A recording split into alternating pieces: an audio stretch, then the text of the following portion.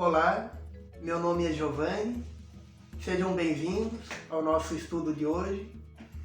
A gente está seguindo com essa série de temas, abordando todas as grandes doutrinas religiosas e filosóficas da humanidade, o tema caminhos espirituais, para ver como cada doutrina contribui, ensinando o verdadeiro sentido da vida, como a gente deve se comportar, organizar a nossa vida para ser uma pessoa cada vez melhor. No outro vídeo a gente viu a questão do islamismo e movimentos derivados do islamismo.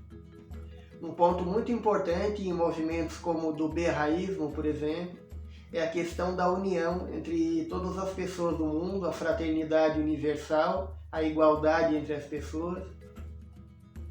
E é importante a gente perceber qual o rumo que a humanidade vem seguindo nesse momento atual.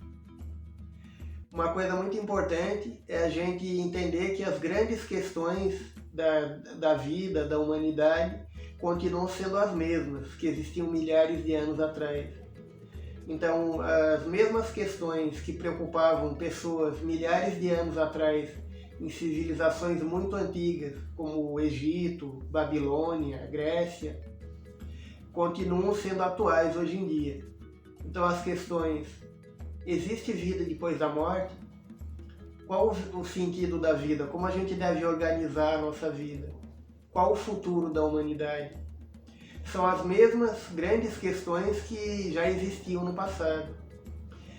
Procurar respostas para essas questões é um dos trabalhos mais úteis e mais importantes que o ser humano tem na sua existência aqui na Terra.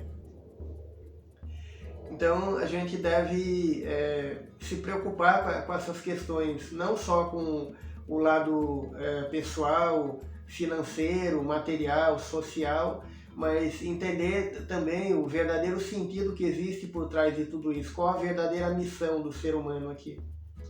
Quando esse corpo atual morrer e a gente voltar para o mundo espiritual, que é a nossa verdadeira casa, aqui é uma escola, é um lugar provisório, aqui o mundo material. Quando a gente voltar para a vida após a morte, o que vão perguntar para a gente lá? O que os mestres do mundo espiritual vão perguntar? Eles vão fazer 3 perguntas básicas. Primeiro, o que você aprendeu de útil, de bom ao longo da sua vida? Então, a primeira questão, o conhecimento útil que você acumulou ao longo da sua vida. A segunda questão, até que ponto você se transformou numa pessoa melhor? Até que ponto você evoluiu para ser alguém melhor do que era no começo da vida? Até que ponto você se tornou alguém mais perfeito? Até que ponto você desenvolveu suas qualidades?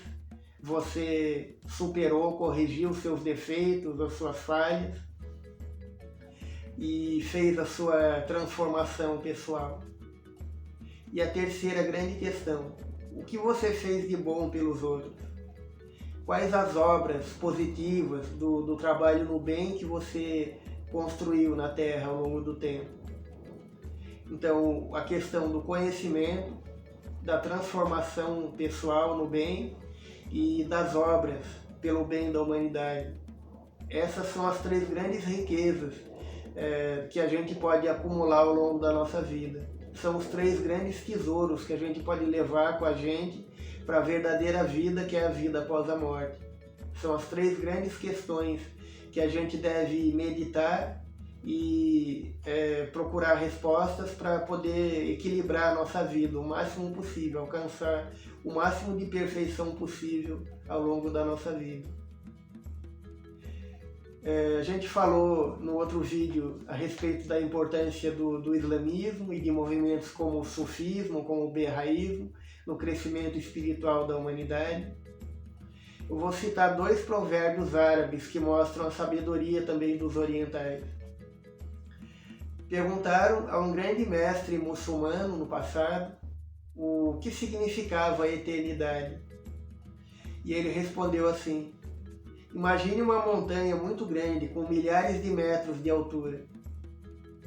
A cada 1000 anos, um passarinho pousa ali no topo da montanha e fica limpando o bico, esfregando o bico ali no topo da montanha. Depois de 1000 anos ele volta, esfrega o bico no topo da montanha e vai voltando uma vez a cada 1000 anos. Quando a montanha inteira tiver sido desgastada por esse atrito com o bico do passarinho, quando não sobrar mais nada, tiver sobrado só poeira daquela montanha, terá passado 1 minuto na eternidade. Então a gente vê que a eternidade, a imortalidade da alma é uma coisa ilimitada. Não existe limite para a nossa existência como ser espiritual, como alma imortal.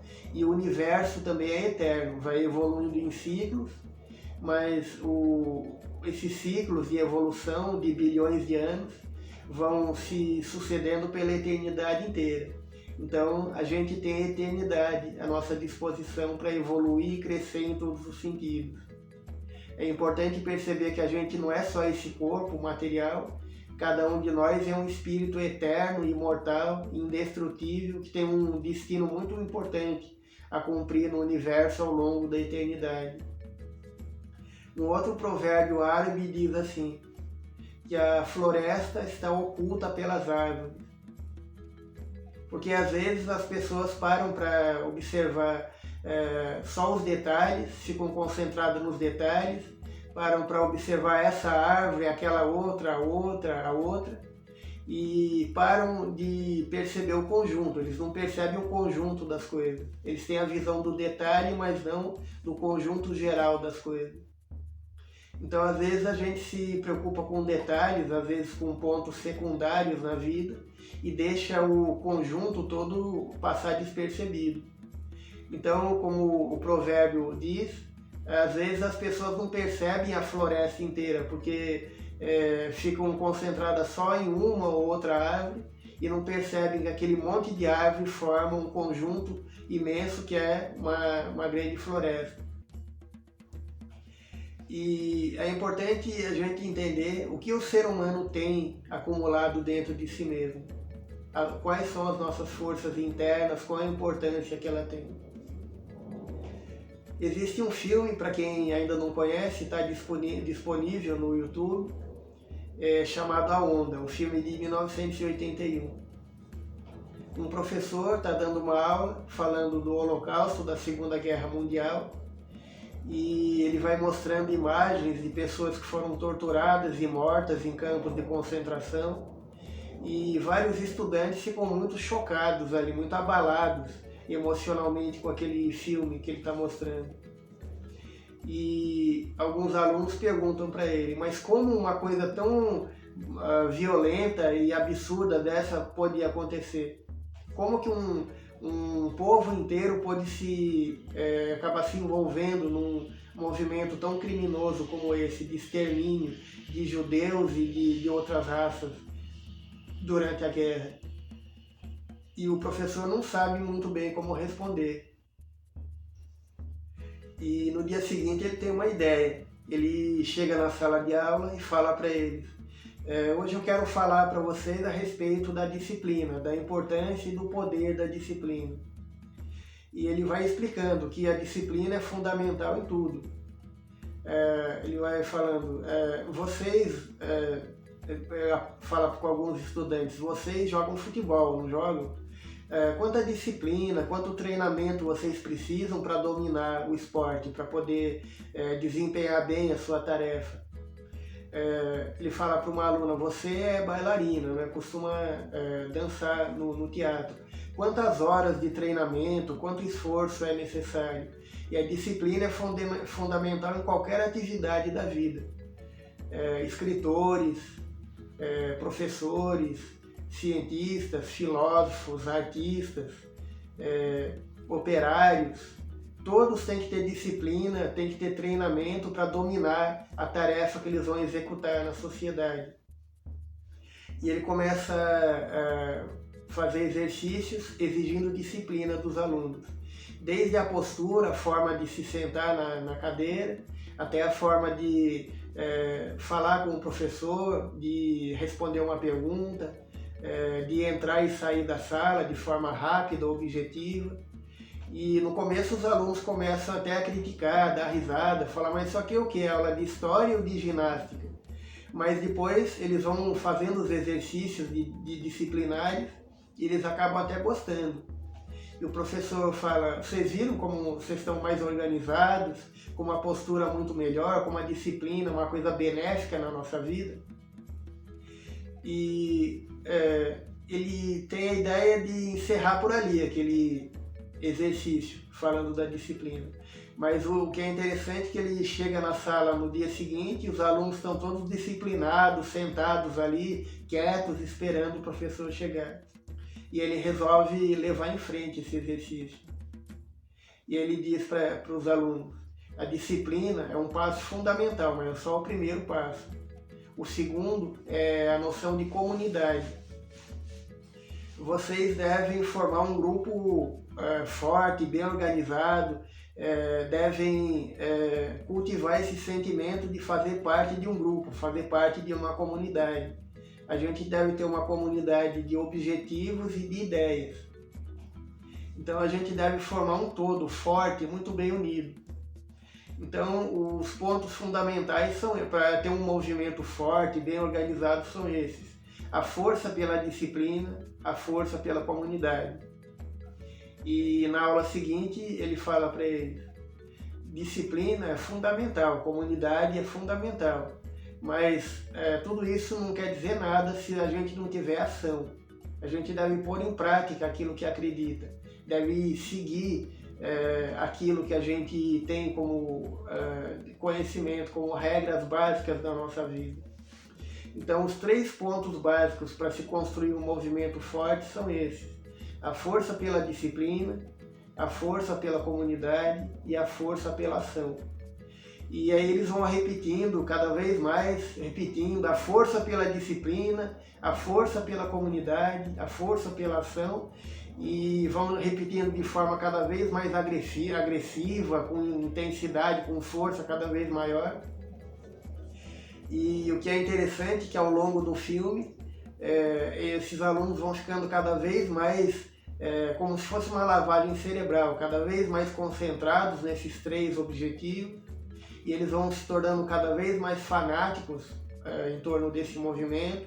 Esse movimento se chama A Onda, até um ponto que no final do filme eles já estão brigando, já estão praticamente agredindo aqueles que pensam diferente deles, e já estão defendendo de forma muito violenta o objetivo que eles têm, criticando os outros, perseguindo aqueles que são diferentes deles. E o professor fala para eles, eu não sou o único que está divulgando esse objetivo, esse movimento da onda. Aí nesse momento do filme ele já tem jornais divulgando o objetivo dele, estão trocando mensagens com outros alunos, está se espalhando pela cidade esse movimento. E o professor fala, eu não sou o único. Tem um líder nacional que vai aparecer amanhã na televisão, então vocês organizem uma grande reunião com membros verdadeiros da onda no auditório aqui da escola, e o líder vai aparecer e vai passar para vocês as regras que vocês têm que seguir daqui para frente para ampliar cada vez mais o nosso movimento. E no dia seguinte eles estão reunidos ali no auditório, e é interessante que tem um aluno que era o mais desinteressado de todos, que estava sempre ali isolado de todo mundo, os outros até discriminavam ele, agrediam um pouco ele com palavras, com preconceitos. E esse aluno se torna um dos mais dedicados, um dos mais disciplinados da turma. Aí o professor fala para ele, liga a televisão agora. E ele liga e só tem chuvisco, não aparece ninguém. Até que alguns minutos depois alguém fala para o professor, isso é uma mentira, né? Você mentiu pra gente, não tem líder nenhum, não é verdade? O professor liga o projetor de cinema e aparece um dos discursos de Adolf Hitler em Nuremberg, na Alemanha. E o professor fala, vocês estão vendo isso aqui? Claro que existe um líder, olha o líder de vocês aqui. Vocês perceberam o caminho que vocês estavam entrando, se tornando cada vez mais fanáticos? mais concentrados nesse objetivo de forma muito agressiva, já estavam quase agredindo aqueles que eram diferentes de vocês. Esse aqui seria o futuro de vocês, essa juventude hitlerista da Alemanha no passado. Então, quando a gente se deixa dominar por um objetivo errado, se deixa comandar por um objetivo mais agressivo, mais impositivo, a gente acaba caindo nesse caminho da violência, da maldade, da imposição de ideias, de atitudes contra os outros. Então, o futuro de vocês seria isso aqui que vocês estão vendo nessa tela. E ele diz assim, o fascismo não é uma coisa morta que pertence ao passado. Ele está vivo aqui em torno de nós. Ele pode ressurgir a qualquer momento, com pessoas que se deixam levar pelas ideias erradas, que seguiam por diretrizes baseadas em ideias que não tenham nada a ver com o respeito, a fraternidade, a tolerância com o próximo, a solidariedade, a bondade, a prática do bem. E o que é interessante é que esse filme é baseado numa experiência verdadeira, que foi feita por um professor na cidade de Palo Alto, na Califórnia, em 1967. Então ele mostra como a violência pode estar viva dentro de nós. Depende de cada um de nós, se deixar levar por ideias corretas ou por ideias erradas.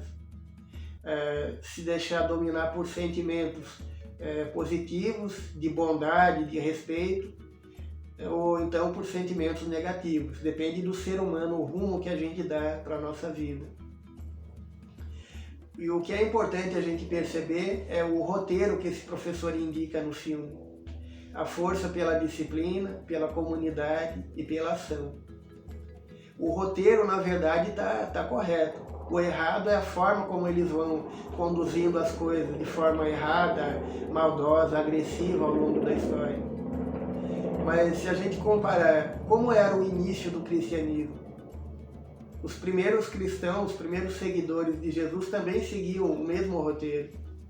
Eles tinham a disciplina como ponto fundamental na sua filosofia de vida.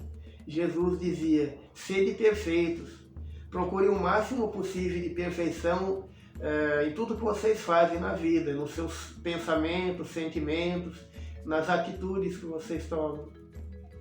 A disciplina é fundamental na doutrina do cristianismo. Eles também, os cristãos, formavam uma comunidade. Eles tinham uma comunidade muito bem organizada, muito bem unida, em torno das mesmas ideias e objetivos.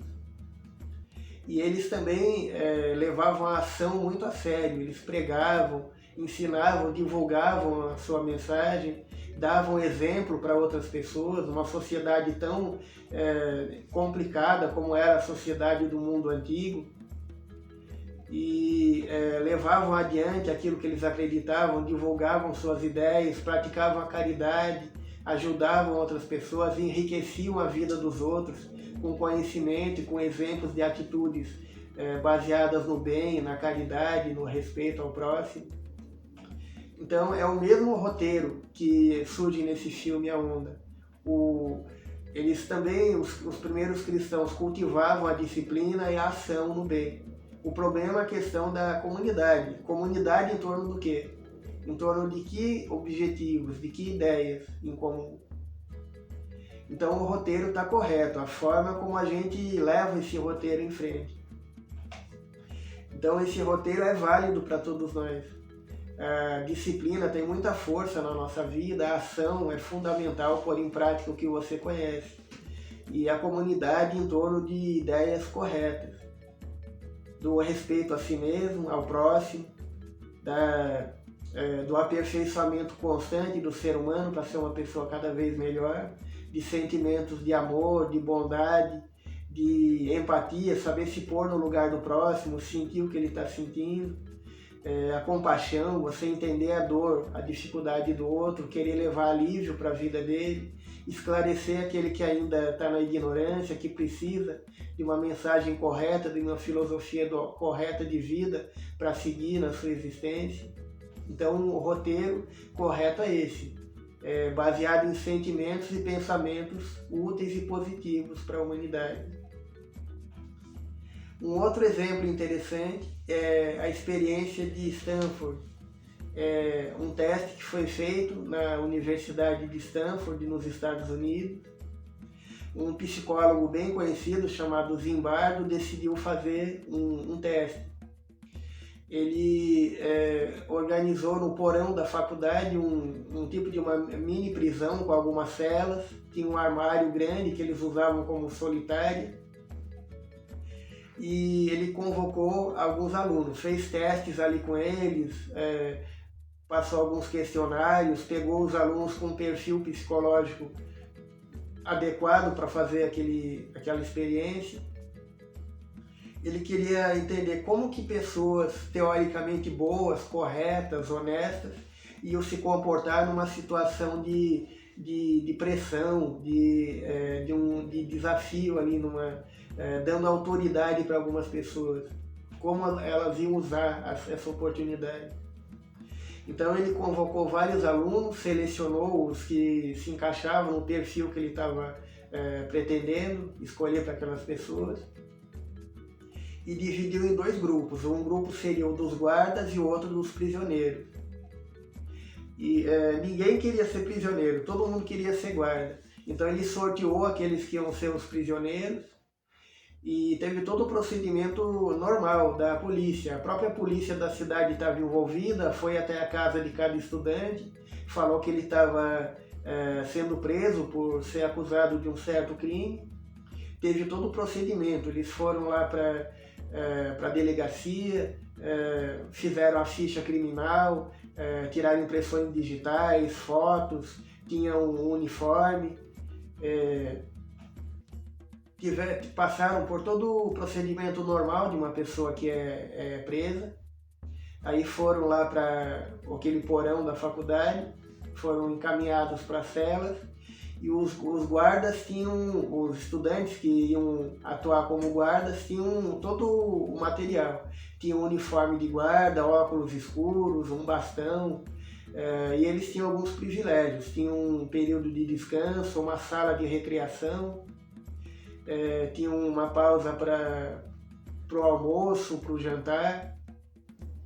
E eles ficaram gravando tudo, tinha câmeras acompanhando toda a ação que acontecia ali naquele porão. E o Zimbardo ficou acompanhando como a situação ia se desenrolando. Estava previsto para esse teste durar 2 semanas. Então na primeira noite correu tudo bem, todo mundo já sabia quem era quem, sabia que era só uma simulação, que eles eram estudantes universitários, ninguém ali era culpado de nada. Eles eram como atores representando uma situação ali de ficção, mas no final da segunda noite, um dos guardas achou que estava tudo muito parado ali, não estava acontecendo nada, e decidiu agitar um pouco o ambiente. Ele foi batendo o bastão ali nas grades da sala e foi chamando os prisioneiros. E aí, com o passar das horas, depois no dia seguinte foi ficando mais complicada a situação, até um ponto que os guardas, eles não podiam, a única grande regra é que eles não podiam agredir fisicamente os prisioneiros. Mas começaram a xingar, a brigar com eles, a agredir eles com palavras.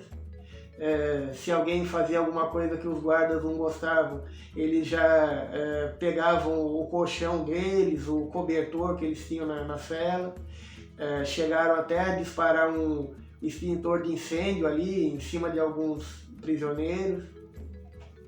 Teve um dos prisioneiros que começou a fazer um protesto ali contra a situação.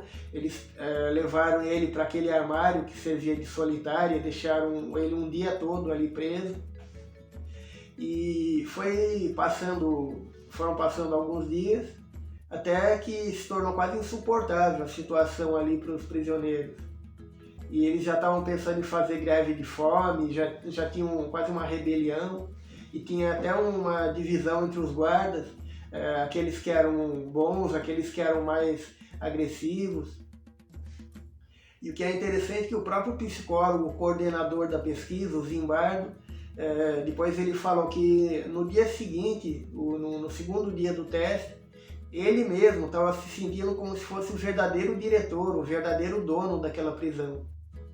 E os guardas estavam se sentindo guardas mesmo de verdade, estavam abusando da autoridade. Até que chegou no terceiro dia, já estava quase insuportável a situação, estavam ali se agredindo. Estava previsto para durar 2 semanas, mas o teste durou só 6 dias. Depois de 6 dias foi interrompida a experiência. E alguns observadores falaram que chegou num ponto de violência, de tensão tão grande no ambiente, que se durasse mais uns 3 dias ia começar a sair mortes ali naquele lugar. De tanta agressividade, tanta hostilidade e briga que estava ali entre as pessoas. Então até livros foram publicados, reportagens, documentários foram feitos sobre essa experiência de Stanford de 71.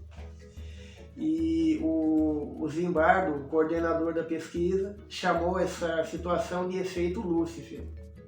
Porque segundo a Bíblia, Lúcifer era um anjo, um dos mais elevados no céu, e acabou se rebelando e se tornando um demônio. Então é chamado de efeito Lúcifer para mostrar como que pessoas teoricamente boas, honestas, corretas em tudo na vida, numa situação de tensão, acabam se tornando pessoas maldosas, violentas, agressivas.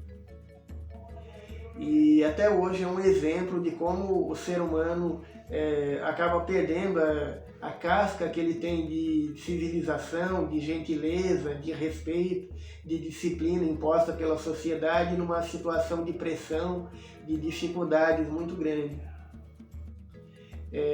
E isso acontece em muitas situações, como situações de um terremoto, de um furacão, depois de 2 ou 3 dias que as pessoas estão numa situação muito precária, já começa a surgir casos de violência, agressão, estupro, vários crimes, porque as pessoas não têm consolidada ainda a ideia de civilização na sua consciência. Acaba desaparecendo numa situação de muita dificuldade essa aparência de normalidade das pessoas. E isso leva a gente a questionar uma coisa muito importante. Por que aqueles estudantes se comportaram dessa forma? Existe um ditado que diz assim: águas passadas não movem moinhos. Mas na questão espiritual da imortalidade da alma, da nossa verdadeira essência espiritual, a gente deve entender que cada um de nós é não só esse corpo material, mas é um espírito eterno, um ser eterno, indestrutível.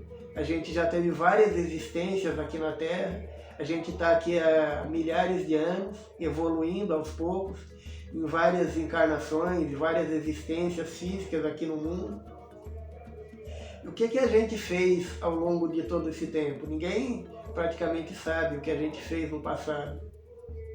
Então a gente teve atitudes certas, erradas, infelizes no passado. A gente errou, acertou, fez todo tipo de coisa ao longo do tempo que a gente está aqui na Terra. Então cada um de nós é um espírito imortal, com uma experiência de vida muito longa, já acumulada em milhares de anos aqui nesse mundo e arquivada no nosso inconsciente, nas camadas mais profundas do nosso inconsciente. Então existe um conceito que a gente pode chamar de estrutura consciencial. Que tipo de consciência a gente foi construindo dentro de nós mesmos, na intimidade da nossa alma, da nossa mente espiritual ao longo do tempo? Qual é a estrutura da consciência que cada um de nós tem definida dentro de nós? Então, se a gente pudesse analisar aqueles estudantes que atuaram como guardas na experiência de Stanford, o que será que eles foram nas existências passadas? Talvez possa ter sido um gladiador em Roma na Antiguidade, por exemplo. Eles possam ter sido soldados que participaram de muitas guerras, mataram, torturaram muita gente. Eles podem ter agido durante a Inquisição na Idade Média, por exemplo. Podem ter perseguido aqueles que tinham uma religião diferente, que eles consideravam como hereges. podem ter participado de muitos movimentos, como a perseguição aos cristãos na antiguidade, por exemplo. Pode ter participado de estados baseados num governo muito autoritário, como os faraós do Egito, por exemplo, como os líderes da Suméria, da Babilônia, por exemplo. Então é interessante perceber que esse passado que a gente traz dentro de nós, às vezes pode ressurgir, pode emergir do nosso, das camadas profundas do nosso inconsciente. Então a estrutura da nossa consciência ainda não está bem consolidada na prática do bem, do amor a si mesmo, do amor ao próximo. Nós somos muitas vezes tendentes ao bem, mas ainda não somos pessoas realmente boas, com a bondade consolidada dentro da nossa alma. A nossa estrutura consciencial ainda não está pronta, não está bem solidificada ainda no sentido da prática do bem, no sentido do amor verdadeiro pela humanidade. Então, muitos daqueles estudantes de Stanford, com certeza deixaram esse passado de violência, de ignorância, ressurgir ali na mente deles e levar cada um deles a tomar aquelas atitudes infelizes, abusando do poder que eles tinham na mão ali durante aqueles dias, daquela experiência coordenada pelo governo. Então a nossa consciência vai sendo construída ao longo do tempo, de todas as existências que a gente tem aqui no mundo.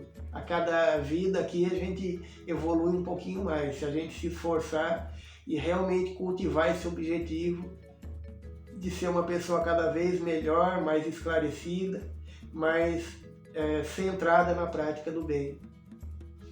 E a gente vai começar a abordar a mensagem do esoterismo.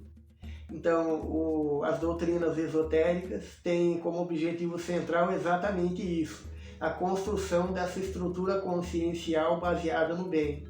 Construir uma consciência correta, realmente bem definida dentro de cada ser humano. E as várias doutrinas esotéricas ao longo da história da humanidade foram semeando o conhecimento do que é realmente o ser humano, qual a nossa verdadeira essência, qual a nossa missão aqui no mundo, quais as regras para administrar de forma correta a nossa vida aqui na Terra. O que é importante é a gente entender que o verdadeiro esoterismo é bem diferente daquilo que a gente vê por aí em livros, revistas, filmes, documentários, onde aparecem ideias com o nome de ideias esotéricas. Mas o verdadeiro esoterismo não é essa mistura que a gente vê, essa mistura popular que a gente vê por aí, de imagens de anjos, de cristais, gnomos, rituais de magia. Isso não é o esoterismo autêntico que sempre existiu desde o início da humanidade. O verdadeiro esoterismo vem desde as civilizações mais antigas da humanidade, civilizações da pré-história, como civilizações da Lemúria, da Atlântida, de continentes que nem existem mais, civilizações como a Suméria, como o Egito, a Índia, a Grécia. Cada civilização teve a sua própria versão do conhecimento esotérico, que no início era uma doutrina secreta, escondida da grande maioria da sociedade. E o esoterismo, na verdade, é praticamente um estudo do ocultismo, de forma correta. O que é o ocultismo? É o estudo do oculto. Existe uma definição de um grande pensador espiritualista do século XIX, Franz Hartmann. Em 1883, numa obra que ele publicou, ele definiu o estudo do oculto assim: o oculto é tudo aquilo que existe, que faz parte da realidade, mas que está além do alcance dos 5 sentidos humanos, mas que é perfeitamente acessível aos sentidos internos da alma. Então é tudo aquilo que existe, mas que a gente não consegue perceber com os nossos 5 sentidos físicos. Então, existem dois grandes domínios do universo. A gente pode dividir a realidade em dois grandes domínios. O domínio da percepção física e o domínio da percepção extrafísica. O domínio da percepção física se divide em dois segmentos. O primeiro é o domínio da percepção sensorial, tudo aquilo que a gente percebe com os nossos sentidos, visão, audição, olfato, paladar, tato. E, além desse, existe o domínio da percepção tecnológica. A ciência, evoluindo bastante ao longo dos séculos, deu ao ser humano um poder de ampliar sua percepção. Então, aquilo que os sentidos limitados do ser humano não percebem, os recursos técnicos permitem para que a humanidade amplie sua percepção. Então, a gente não tem capacidade de enxergar coisas microscópicas com milésimos de milímetro, mas com o microscópio as pessoas conseguem analisar objetos microscópicos, micro-organismos, vírus, bactérias.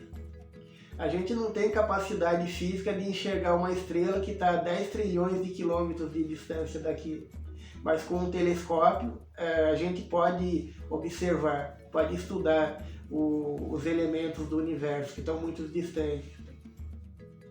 A gente não enxerga a eletricidade, o magnetismo e outras formas de energia, mas com aparelhos apropriados dá para perceber as ondas de eletricidade, do magnetismo, de outras energias que existem, estão espalhadas pelo universo, atuando aqui em volta de nós. Então existem esses dois domínios no mundo físico, da percepção dos nossos sentidos, da percepção dos recursos tecnológicos. E acima disso existe a percepção extrafísica, que o ser humano consegue perceber quando ele tem as capacidades de entrar em contato com os mundos invisíveis, com as várias dimensões do mundo espiritual e ser um intermediário entre o mundo físico e o mundo o mundo espiritual, onde vivem as consciências extrafísicas, que são os espíritos, são a gente mesmo, depois que a gente morre aqui na Terra e volta para a dimensão invisível, que é o mundo espiritual. O esoterismo é o estudo desse mundo oculto, daquilo que está além da percepção das capacidades dos 5 sentidos humanos. E uma das questões que o esoterismo aborda é a prática da magia. O que é a magia? Não é nada extraordinário, sobrenatural. A magia significa simplesmente as pessoas educarem, organizarem, desenvolverem os seus poderes, suas capacidades espirituais, para usar poderes invisíveis para conseguir resultados visíveis. A magia é simplesmente isso, é usar um poder da nossa própria alma, poderes invisíveis, forças invisíveis do universo, para estar atuando aqui no mundo externo. Então, coisas como a eletricidade, o uso do magnetismo, isso na verdade é como uma verdadeira prática da magia. Eu poderia fazer um gesto, um ato de magia agora. Poderia vir até aqui, apagar a luz e depois acender de novo. Então eu estou usando uma força invisível que a gente não vê, a gente não sente, não tem gosto, não tem cor, que é a eletricidade, para conseguir um resultado visível, de produzir luz aqui no ambiente, de estar iluminando essa sala. Isso é praticamente um gesto de magia. A bomba atômica, por exemplo, é um verdadeiro instrumento de magia. Usa-se o poder do átomo, uma partícula que é microscópica, que a gente não enxerga, que está além da nossa percepção, a força da radioatividade, que é uma força invisível, para se materializar um resultado visível de explodir uma cidade inteira, como aconteceu em Hiroshima, por exemplo, na Segunda Guerra Mundial. Ou então usar de forma pacífica para produzir eletricidade nas usinas nucleares. É uma forma de utilização de uma força invisível para se conseguir resultados práticos na vida do ser humano, para mudar a sociedade, fornecendo energia para várias atividades da sociedade. Então o esoterismo cultiva o estudo e a prática da magia dessa forma. E o esoterismo é tão antigo como a própria humanidade. Desde o início das civilizações existiram grupos que se dedicaram ao estudo das forças invisíveis da natureza. Muitas vezes esses grupos se organizavam em sociedades secretas. Por que era secreto? Por dois motivos. Primeiro, por causa da perseguição, que sempre existiu em todas as épocas da humanidade. As pessoas sempre tiveram medo daquilo que era diferente, sempre perseguiram aquilo que tinha ideias diferentes, o que era o desconhecido. Então existia preconceito, perseguição, como existe até hoje em várias partes do mundo. E além disso, além da perseguição que existia nas sociedades do passado, também o conhecimento estudado ali, desenvolvido, praticado nessas sociedades secretas, era um conhecimento muito forte, muito poderoso nessas sociedades secretas. Então, ia ser muito perigoso pôr um conhecimento da prática da magia, do desenvolvimento das capacidades do ser humano nas mãos de pessoas despreparadas. Dar o conhecimento nas mãos do povo, em qualquer época, seria praticamente como dar uma caixa de dinamite na mão de crianças de 6 anos de idade. Sem o preparo certo, sem a maturidade correta de como saber usar aqueles instrumentos. Imagine o que um grupo de crianças faria, o estrago que poderia fazer com uma caixa cheia de explosivos. Então é mais ou menos isso que ocorreria se as sociedades secretas do passado colocassem à disposição da sociedade o conhecimento muito avançado, muito além da realidade da sua época, que elas tinham guardadas nos templos de iniciação da antiguidade. E sempre existiram várias sociedades secretas, esotéricas.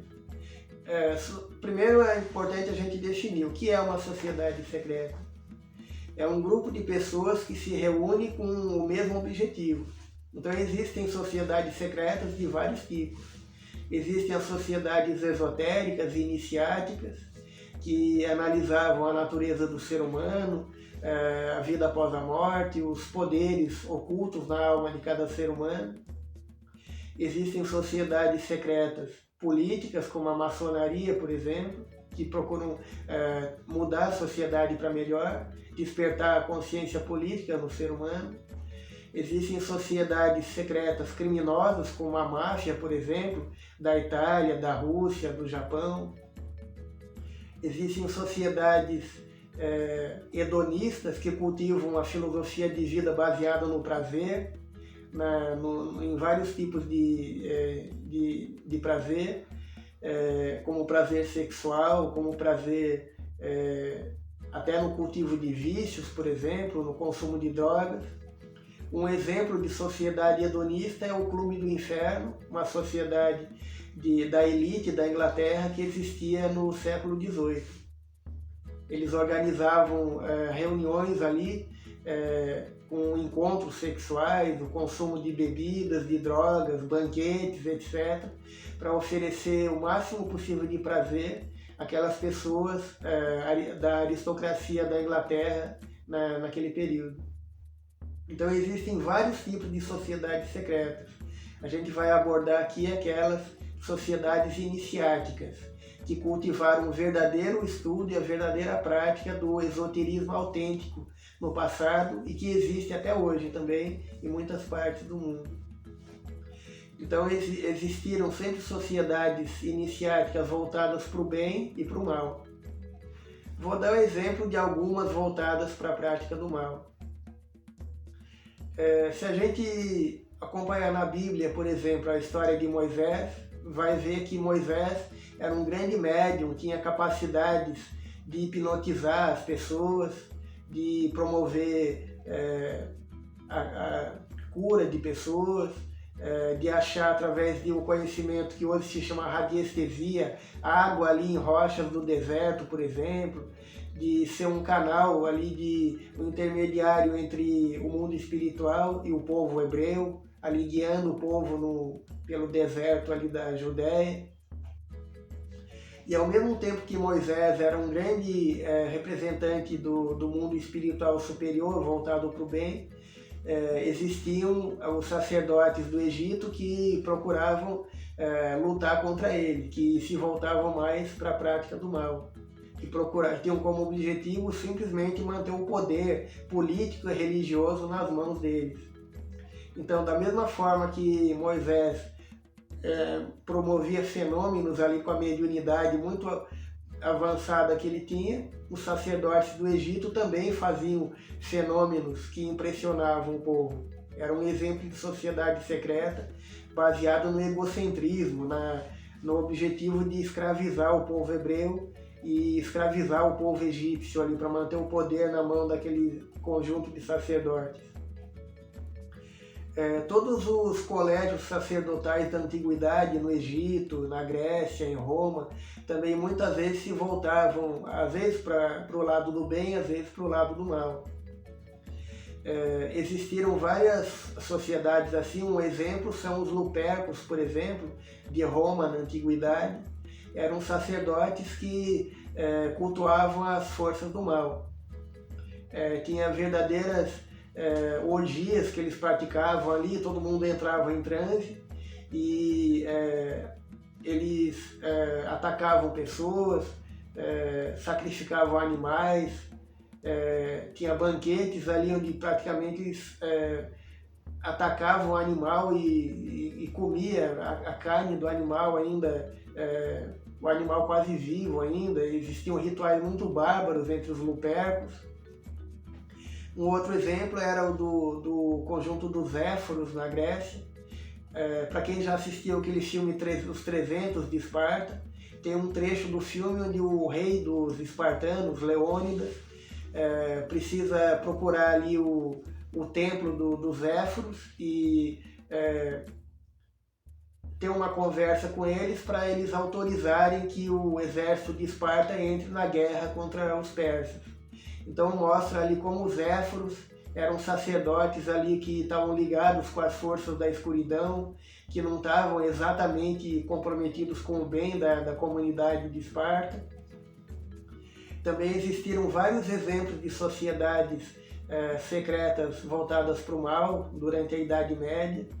Uma delas existiu na Alemanha no século IX. Muitos líderes que procuravam dominar o povo daquele período, com várias práticas de magia voltadas para a prática do mal. E no século XX, um grande exemplo que existiu de sociedade voltada para o mal são as sociedades que existiram um pouco antes da Segunda Guerra Mundial. Na Alemanha existiam duas sociedades, desde o século XVIII já existiam sociedades desse tipo, como os incondicionais, que existiram também. E no início do século XX existiam as sociedades do Thule e do Vril. Eles cultivavam ali o conhecimento de uma energia chamada Vril, que eles procuravam dominar a prática dessa energia para estar dominando a sociedade. Existia um grupo secreto, e é interessante perceber que todos os líderes do Terceiro Reich, todos os líderes do Estado nazista eram iniciados, todos os generais e assessores do governo eram iniciados no ocultismo, voltado para o domínio das consciências da humanidade. Adolf Hitler foi um grande iniciado, né, nesse conhecimento. Inclusive, um dos maiores líderes das sociedades secretas foi o assessor de Hitler, Heinrich Himmler. Ele era um grande estudioso do ocultismo. Ele sonhava em dominar a humanidade através desse conhecimento, desses mistérios negros do ocultismo voltado para o mal. Inclusive, Himmler mandou reformar na Alemanha, na região da Westfália, um castelo chamado Wewelsburg, era um castelo do século XVI, e toda a cúpula do Estado nazista se reunia ali eles tomaram o controle daquelas duas sociedades, a sociedade Thule e a sociedade do Vril, e eles faziam reuniões ali com médiuns, com mulheres conhecidas como as Vrilig, e tinham um intercâmbio ali com o mundo espiritual inferior, com os líderes da espiritualidade inferior, os líderes ali das forças do mal, que comandam todas as forças do mal no planeta Terra. Inclusive, esses líderes nazistas tinham um verdadeiro intercâmbio de conhecimento com esses ministros do mal. Inclusive, receberam muita informação técnica também. Por isso que a Alemanha estava décadas à frente dos outros países durante a Segunda Guerra Mundial. Eles tinham armas, tinham aviões, mísseis, um conhecimento muito mais avançado do que a ciência oficial daquele período. Nesse intercâmbio com as forças do mal, com os líderes muito inteligentes das sombras fornecendo informação tecnológica para esses líderes do Terceiro Reich. Inclusive, o Himmler chegou a fundar um ramo da SS conhecido como Sociedade Ahnenerbe, porque ele acreditava no poder de talismãs, de objetos mágicos. Então eles chegaram a fazer várias expedições de pesquisa arqueológica ao redor do mundo, mandaram especialistas, por exemplo, até a Escandinávia, analisando pinturas em cavernas, na região de Bohuslän, na Suécia, analisando as raízes da raça ariana, tentando provar que os arianos eram uma raça superior, que era uma raça de deuses que teria como destino dominar o mundo todo. Chegaram a fazer escavações arqueológicas no norte da África, chegaram a mandar especialistas para o Tibete, por exemplo, analisando inclusive a tipologia racial, estudos da antropometria, medindo o crânio, as mãos, os pés, várias características físicas do povo tibetano, porque eles acreditavam que o povo do Oriente eram os ancestrais da raça ariana, seria os ancestrais da raça superior que deveria mais tarde dominar o mundo. Então eles foram procurar objetos mágicos, vários artefatos arqueológicos para tentar conseguir um poder de dominar a humanidade a partir desse poder mágico que eles acreditavam que existia nesses objetos e em práticas de rituais de magia.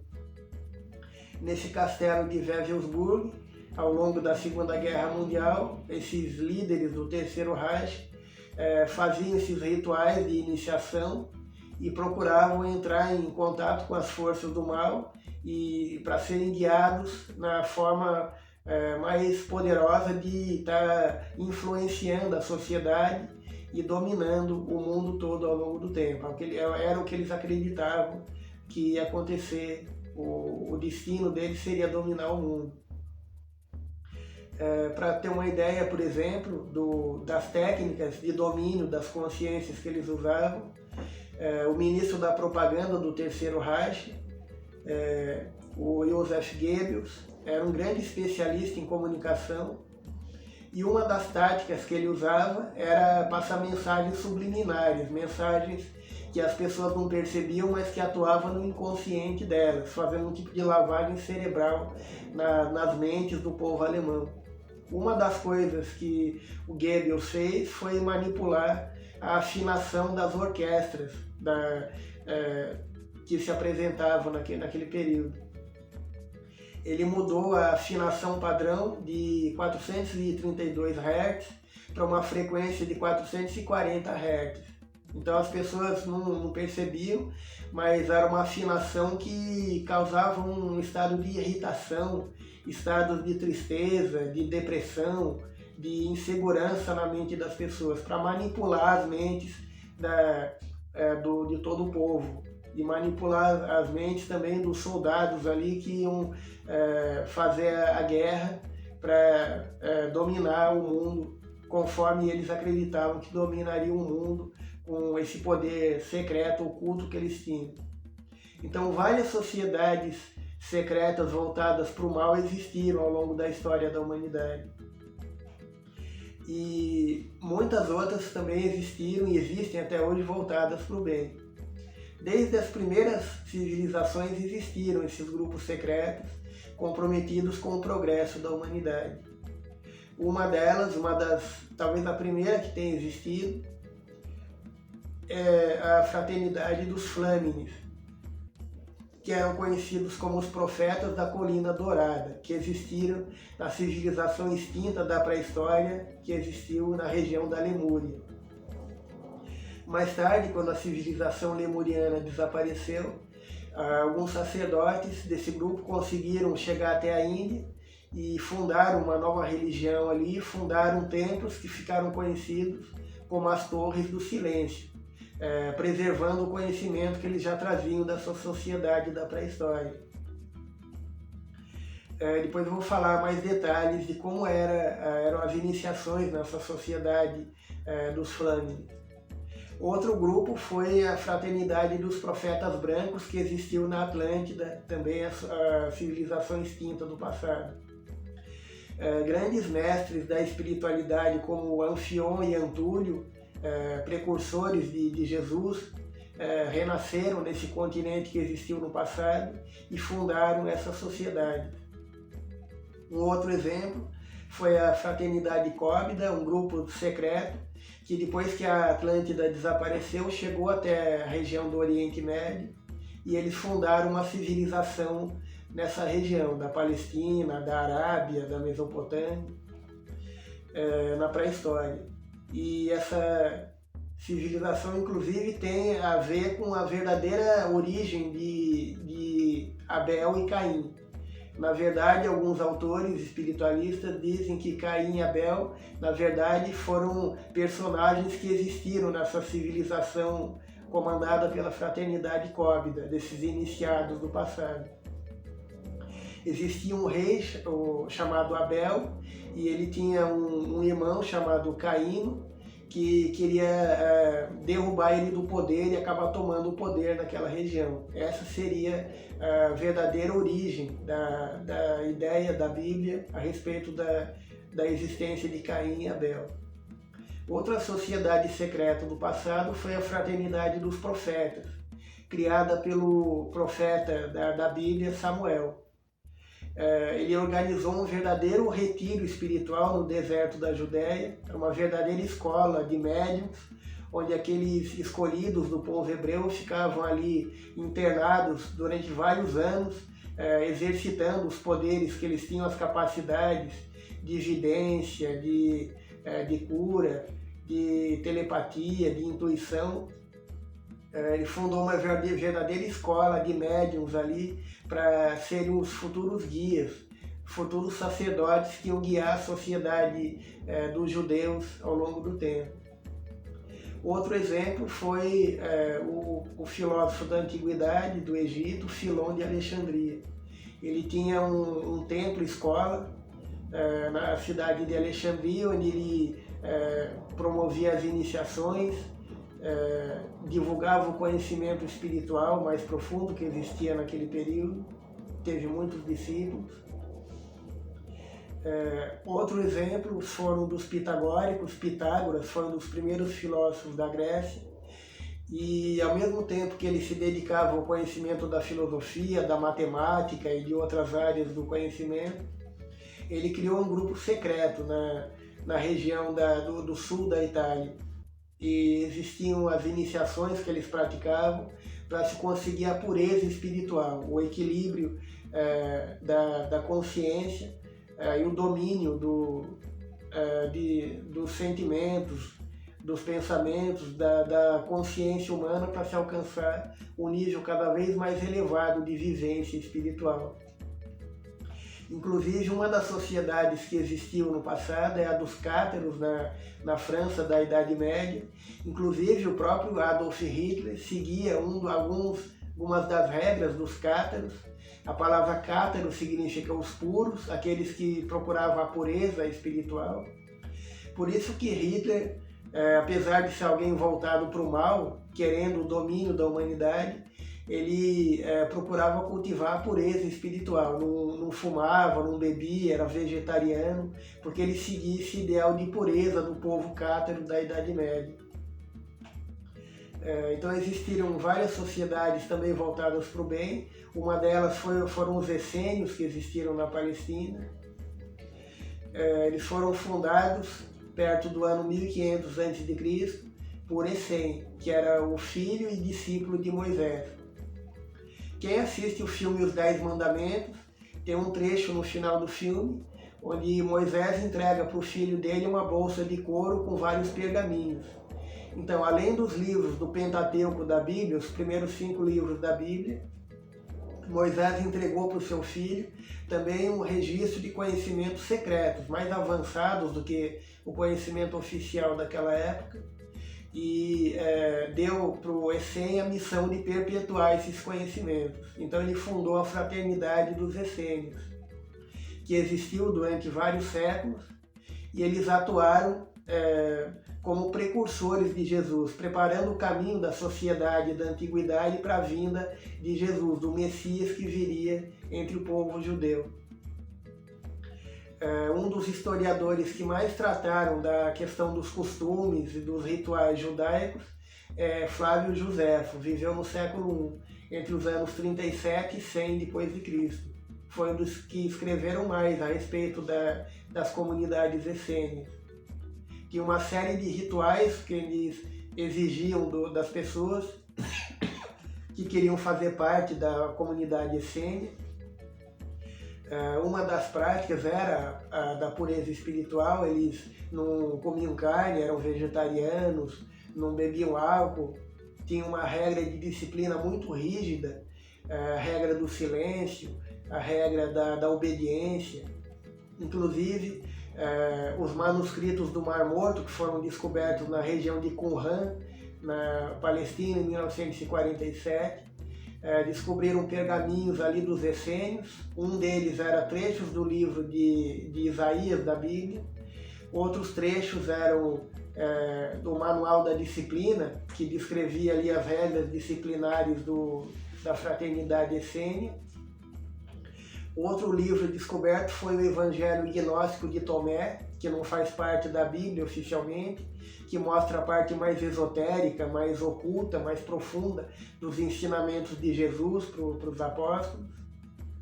Então os essênios procuravam cultivar, acima de tudo, a disciplina, a pureza de comportamento e procuravam preparar o caminho da humanidade para a futura vinda do Messias.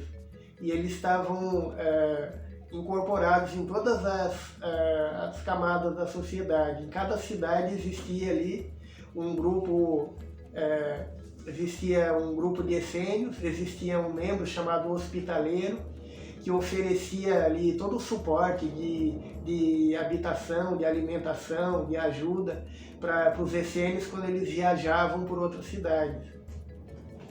Até hoje existe na região da Turquia, da Síria, o grupo dos drusos, que são os descendentes que mantêm ainda a herança do conhecimento desse povo essênio que vem da antiguidade. Os essênios vieram com a missão de apoiar a vinda de Jesus, apoiaram inclusive alguns apóstolos de Jesus, como Pedro, por exemplo. O precursor de Jesus, João Batista, era ligado à Fraternidade Essênia, por exemplo. E depois da missão de Jesus, eles foram praticamente desaparecendo da sociedade. A última manifestação conhecida dos essênios é no ano 117 depois de Cristo, porque depois da vinda de Jesus, a missão deles se tornou praticamente desnecessária, depois que a mensagem do Evangelho foi semeada na Terra, facilitando a evolução espiritual da humanidade.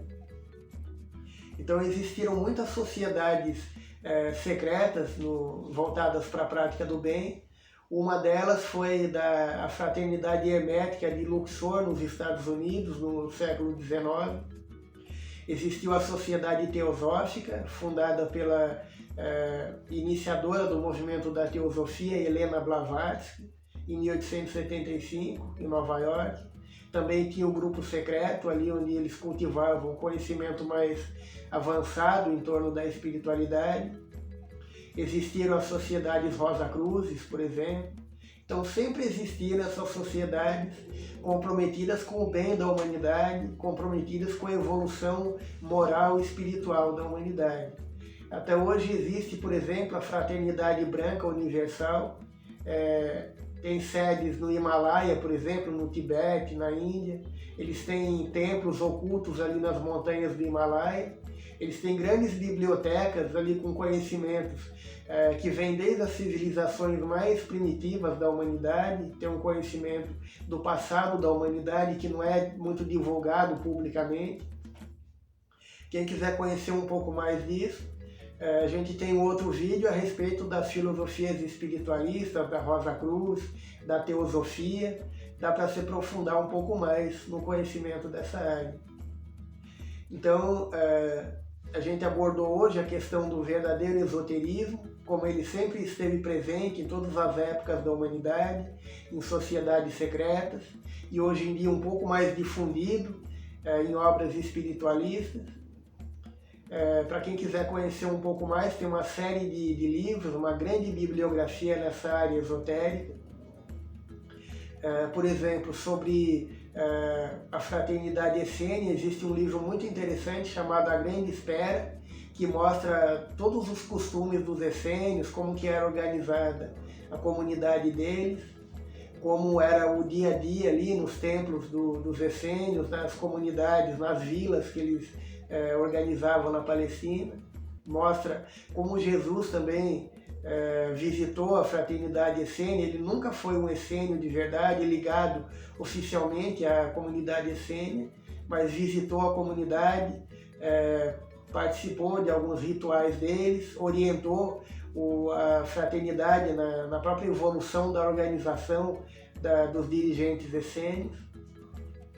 Um outro livro muito interessante é um livro da editora Pensamento, Iniciação Esotérica, da escritora Sinira Rídio de Figueiredo, que coloca uma série de obras ali, de regras, de como a gente pode coordenar bem a nossa vida, numa iniciação dentro do esoterismo. E um princípio muito importante esotérico que ela coloca é esse. Ela diz assim: não é necessário muitas vezes ler muita coisa.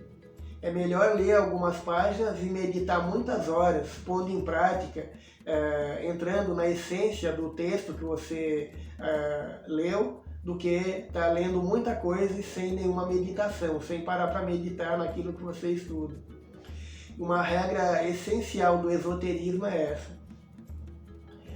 Ter conhecimentos espirituais avançados não significa ser espiritualmente avançado. Você pode ter muito conhecimento, ter muita coisa na mente, na sua memória, mas você só é alguém que alcançou a iniciação verdadeira de se tornar um ser humano melhor quando põe em prática aquilo que você acredita, aquilo que você conhece, que você estudou ao longo do tempo. Então não basta ter conhecimentos avançados, é preciso se esforçar para ser um ser humano espiritualmente avançado. É o único jeito de realmente alcançar a elevação espiritual. Como diz o teólogo brasileiro, um dos grandes teólogos, Leonardo Boff, ele diz que a espiritualidade não é uma coisa externa, não é estar ligado a uma religião específica, seguir rituais específicos. A espiritualidade é um estado de espírito, uma coisa que está dentro de nós mesmos, que vai sendo construída dentro da nossa própria consciência, com a educação dos nossos sentimentos, nossos pensamentos, nossas atitudes. A espiritualidade é uma coisa interna, não é uma coisa que vem de fora para dentro. Ela vem de dentro para fora, se expandindo da nossa consciência para o mundo externo, levando o nosso exemplo para outras pessoas. Um outro princípio esotérico importante é do Salmo 82, versículo 6, quando Davi, 3.000 anos atrás, já tinha escrito: vós sois deuses, vocês têm o potencial infinito dentro de vocês. Quais os atributos básicos de Deus? A gente pode destacar 4. A eternidade, a perfeição moral, a onisciência e a onipotência. Deus, como ser perfeito e eterno, é eterno, ele sempre existiu, sempre vai existir. Ele tem a perfeição moral em todos os sentidos, no nível infinito. Ele tem a onisciência, sabe de tudo, conhece tudo, para ele o tempo não existe, ele é um ser atemporal, além do tempo e do espaço, não tem limitações. E é onipotente, tem um poder sobre tudo o que existe no universo, tudo que ele criou no universo e nos vários universos, porque a física hoje já fala em multiverso, em várias dimensões que existem formando um conjunto chamado multiverso. Então a gente participa também desses atributos. Se nós somos deuses, a gente também é eterno, é uma alma eterna que teve princípio, mas nunca vai ter fim, vai existir eternamente. A gente também não é perfeito, mas é perfectível, tem a capacidade de ir evoluindo ao longo do tempo, se aperfeiçoando cada vez mais. A gente não é onisciente, mas vai aprendendo, estudando as leis do universo, acumulando conhecimento ao longo da eternidade. E a gente não é onipotente, mas vai ampliando o nosso poder, nossa capacidade de influenciar o universo, de estar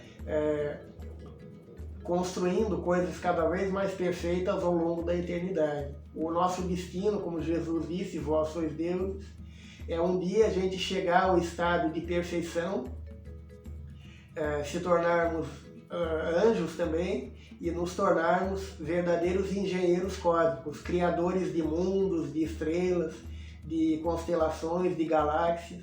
Por isso que Jesus também trouxe um princípio esotérico muito importante quando ele explicou para as pessoas. Vocês se admiram muito do abismo que eu faço, né? Das curas, de tudo que eu faço. Mas esses fenômenos não são extraordinários, não são sobrenaturais. Tudo que eu faço aqui, um dia vocês farão a mesma coisa, farão isso que eu faço e muito mais ainda. Então Jesus estava explicando uma grande lei do universo, que é a lei da unidade causal finalista. Todos têm a mesma origem e todos têm o mesmo destino a cumprir. Algum dia, ao longo da eternidade, com o nosso próprio esforço, chegar à perfeição espiritual e nos tornarmos anjos, espíritos criadores também, do mesmo nível de Jesus.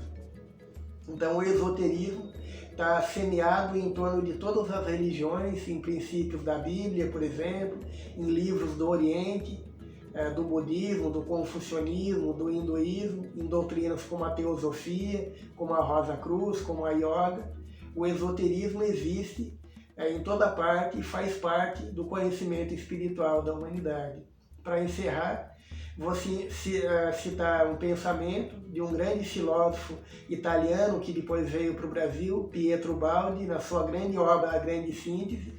Pietro Baldi escreveu assim: que o movimento é a essência do universo. Tudo no universo está em movimento. E não é só um movimento repetitivo que vai se repetindo sem chegar a lugar nenhum. O movimento verdadeiro do universo é um movimento qualitativo, evolutivo. Tudo no universo ao longo do tempo vai mudando para melhor, se transformando numa coisa melhor, alcançando estados de perfeição cada vez maiores. Então esse é o nosso destino. Entrar nessa corrente de movimento do universo e nos tornarmos seres cada vez melhores e mais perfeitos. É um grande princípio que o esoterismo ensina há milhares de anos em todas as partes do mundo. No próximo vídeo a gente vai abordar um pouco mais essa questão das sociedades secretas do bem, como eles desenvolviam ali o estudo de várias áreas do conhecimento, como desenvolviam as capacidades espirituais do ser humano. A gente vai abordar a questão do hermetismo, como Hermes Trismegisto no Egito resumiu as leis esotéricas de evolução do universo, e como o esoterismo pode oferecer um caminho válido, um roteiro válido para o nosso crescimento pessoal em todos os sentidos. Então, agradeço a todos pela atenção. Se esse vídeo foi útil para você, procure divulgar para outras pessoas, levar esse conhecimento adiante, pôr em prática aquilo que vai aprendendo, porque só pondo em prática o que a gente aprende, que a gente cresce realmente espiritualmente. E tem uma série de vários outros vídeos sobre vários assuntos que a gente tem. Se você quiser se aprofundar um pouco mais no conhecimento do espiritualismo, da filosofia, da ciência e de várias áreas, tem vários vídeos que você pode ter acesso e aprender um pouco mais sobre várias áreas do conhecimento humano. Então, obrigado a todos e até o próximo encontro, no próximo vídeo.